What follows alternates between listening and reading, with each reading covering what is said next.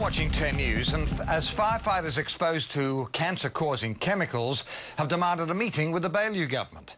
They want support for legislation to compensate those who've contracted a terminal illness while working.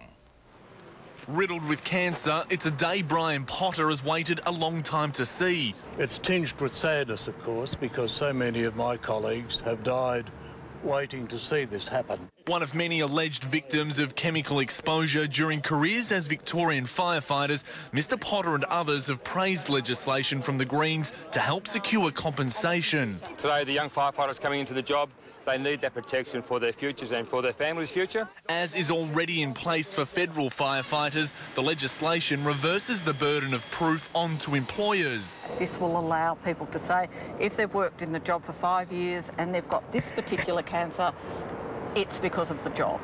No dollar amount has been set for compensation, but it's won in principle support from Labor. However, it could stall in Parliament, the government refusing to be dragged to the table by the opposition. We believe there are some complexities about the issue. Extinguishing another potential political flashpoint, the government today made good on an election pledge to appoint Victoria's first Commissioner for Children and Young People. It's been a long time coming, and it brings us up to scratch with other states around the country. Most Victorians know Bernie Geary, and they know of his long-term relationship with young people in this state. The new role frees Mr Geary up to investigate what he wants, no longer answerable to the Minister, but to Parliament. Mr Geary takes on the new role from March. David Woywood, 10 News.